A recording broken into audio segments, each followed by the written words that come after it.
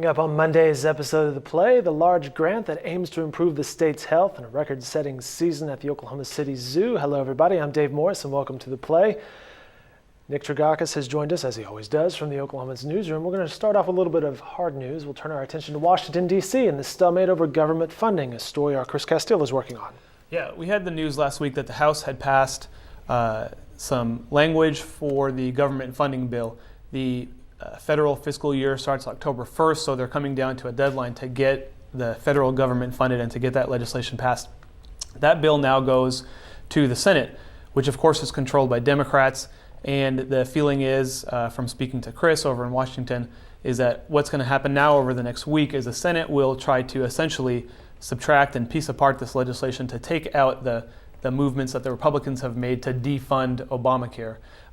Of course, at stake is this idea that it could lead to a complete government shutdown if they can't come to an agreement on the funding bill by the first of the month.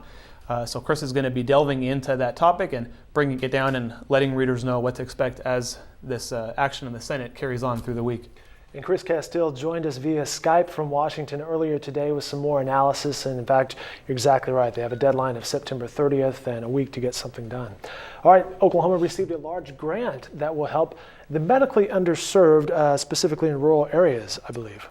Yeah, this was a fairly big ticket issue today. You had the governor was in attendance, David Bourne, president of OU, was in attendance, the president of OMRF was there.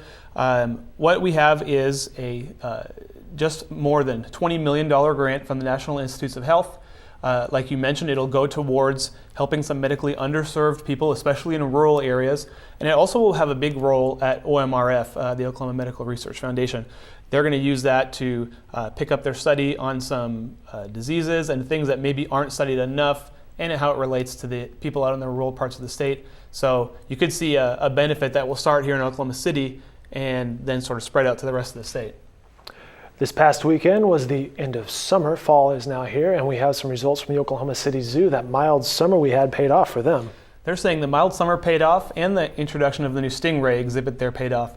What happened was for June, July, and August, each month set an individual attendance record for that month and the history of the zoo. And of course, when you add all three of them up, it would lead to a record-breaking summer season for the zoo. More than 350,000 in attendance at the zoo this summer.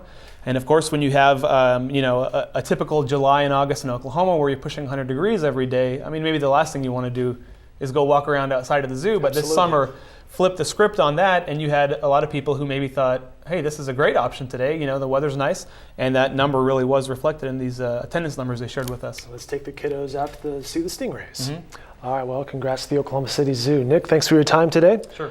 These stories and more can be found in upcoming editions of the Oklahoman and online at our website, newsok.com. Have a great evening, everyone.